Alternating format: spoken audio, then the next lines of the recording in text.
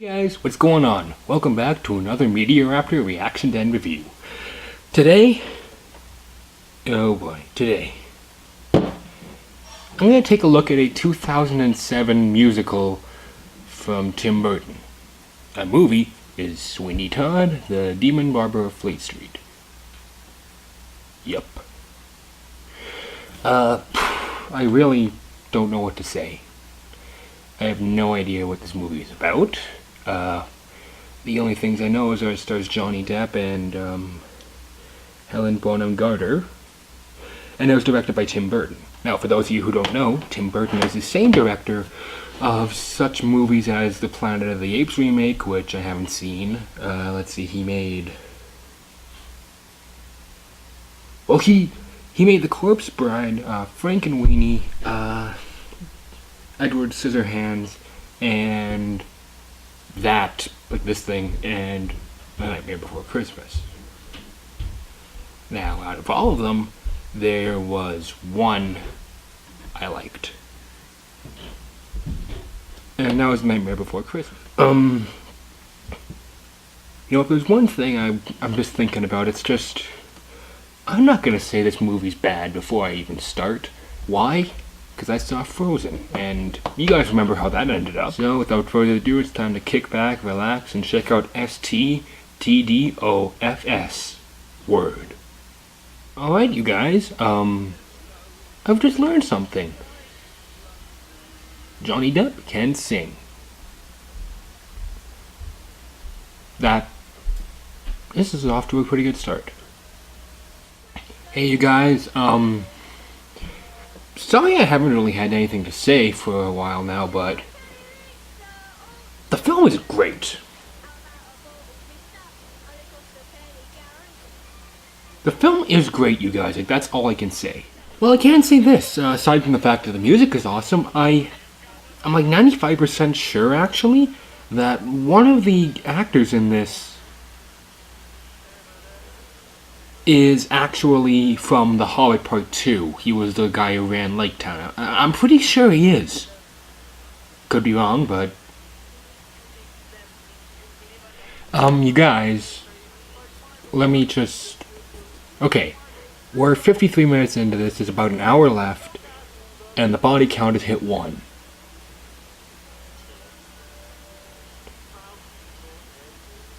Okay. I will say the music is fantastic. Everything is great, but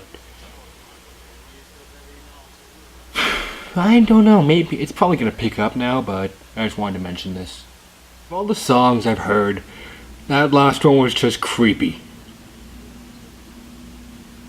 Like, that... You don't even understand how creepy that was. Hey, you guys, this is probably gonna come across really, really wrong. Just because of what I've seen from Tim Burton before. This is way too light. You guys, this film was getting pretty good, and well, it's kinda coming down now. I mean, yeah, I got 24 minutes left. I mean, like the music and all that, the music, everything has stayed great, but the story's kind of come to a halt. So, yeah, I'm just gonna see if it can pick itself up and yeah, forget it. Here's my point. That was disgusting. Really cool. Will you stop showing us? Alright. I asked for this film to get better, and I think it just did. Alright, that was Sweeny Todd.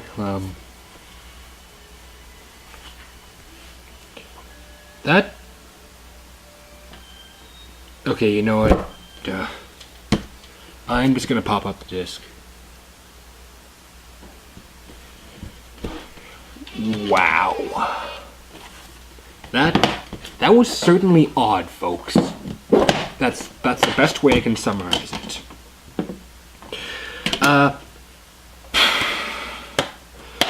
said it at the beginning of this review, and I'm going to say it again. This was made by Tim Burton, and I also know one other film he made, which was Beetlejuice, which I haven't seen. Now, I have Sweeny Todd here. So, I am just going to say, this comes nowhere near close to topping Nightmare Before Christmas as his best, but then again, I don't think anything is ever going to be able to top The Nightmare Before Christmas, unless somebody would just shut up about wanting to use CGI and make a sequel to Nightmare Before Christmas already. Okay, yeah. This film was certainly odd. And I'm going to go into why now, probably. I kind of have to go into why. The writing. It said during the opening credits this was based off a play. I can totally believe that. Like, I am aware of that. That was like the one other thing I knew, and I forgot to mention that at the beginning. All the characters, they really just have enough depth that it works. Now, I am going to say, as for caring about the characters, that it's pretty hard to say that you can care for these people. Why? Because Sweeny Todd is a sociopath who's murdering everybody who comes into his shop, and then this girl, Miss Lovett, who really likes him, is taking their bodies and making them into meat pies. No, I am not kidding. And then he's also trying to find his daughter, and it turns out his wife's dead, and spoiler here at the end, it turns out she's alive. Like, there's just a lot of plot twists, and there's a lot of stuff, and really, by the end of the film, I can't really say if what happened was good or bad. I honestly can't. And I'm just saying, though, there's no way they're going to make a sequel to this, and I'm going to give you a real quick spoiler here at the end of this. Everybody dies. Everybody who was a main character, played a huge role, dies. Yeah. Man, the story, it was just really weird. The pacing, for about the first hour, within the first hour, like, I was watching just like the timer at one point, just so I could get the facts straight. It took us 56 minutes before we had our first real kill, really. That was actually violent. And then we kind of have some just throughout the other hour, because this movie's just about 2 hours. But once they get to the final, I'm going to say 20 minutes, everything just goes bottoms up and goes more berserk than people do on Black Friday at Walmart. Like, there is just tons of killing. Like, that's when all the twists hit. That's when everything just hits you and hits you hard.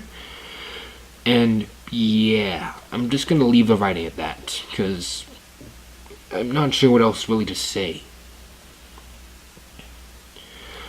The acting. Everybody in this okay. Johnny Depp, Helen Bonem Carter, all those guys were turning in great showings. There was one guy, what was his name? Alan Grant or something? He played the judge. I didn't think his acting was very good, and that could just be me, or it could be people he just got hired by mistake. I have no idea.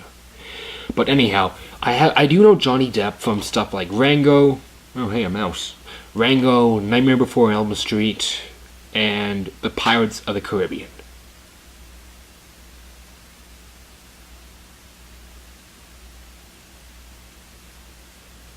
It was very odd seeing him in this after seeing him in those other types of roles.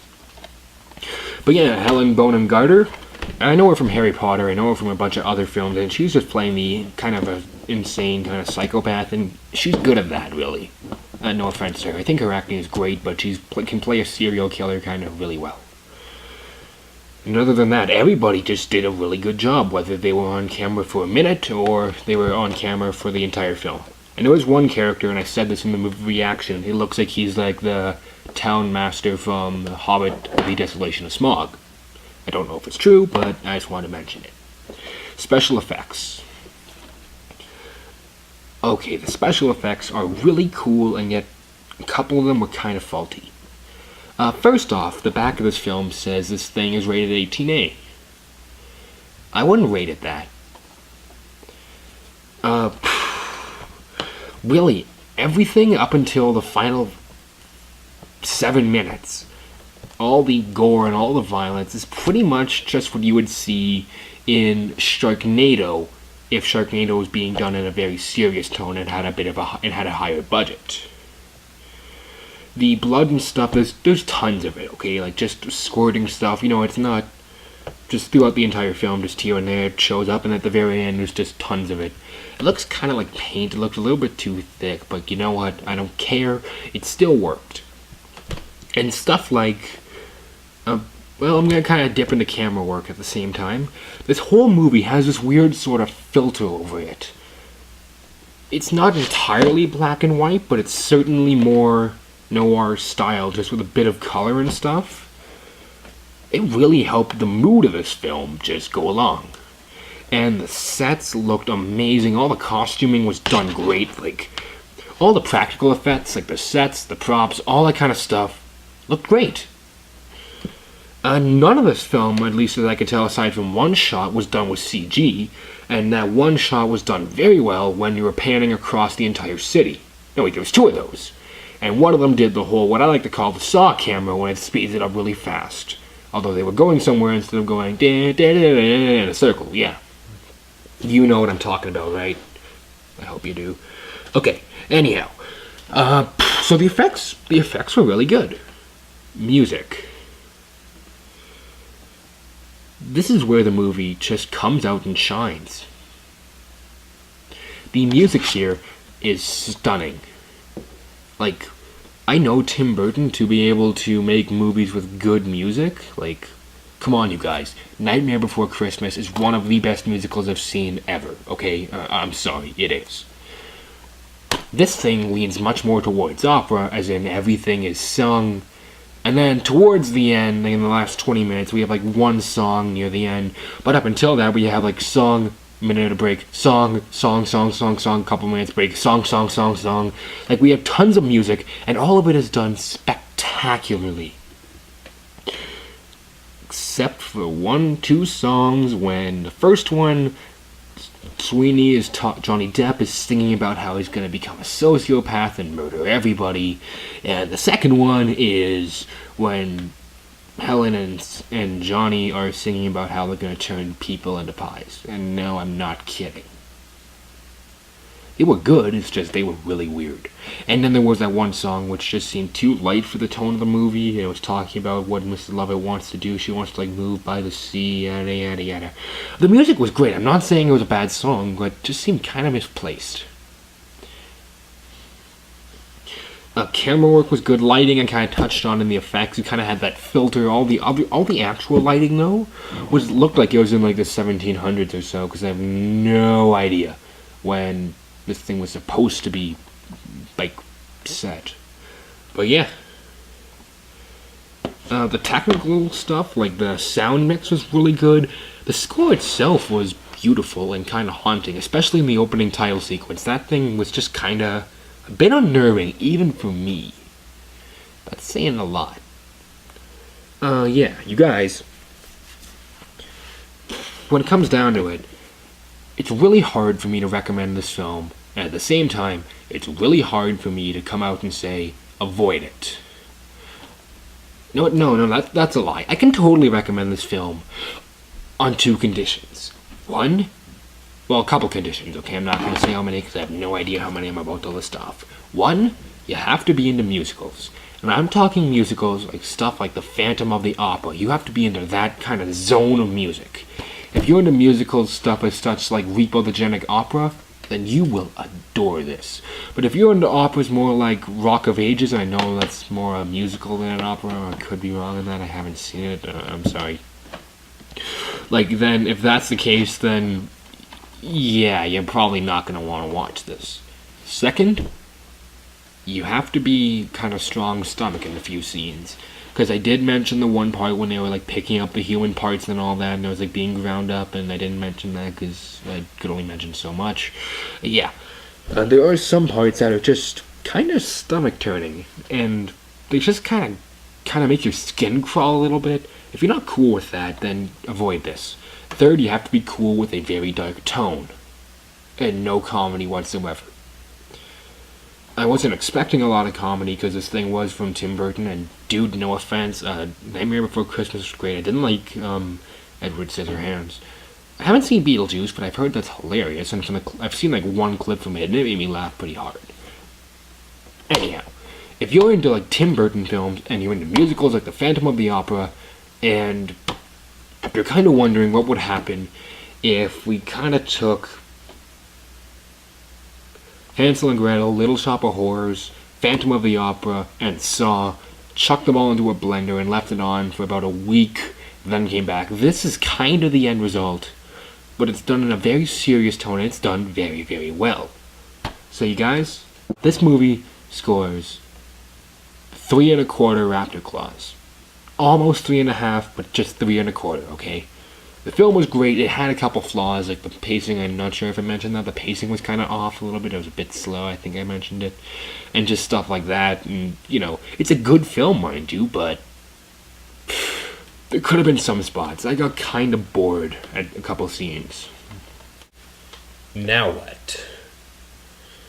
Some of you, I don't know, part of me wants to go and watch Frozen again, and part of me just wants to really go watch Sharknado. 1 second.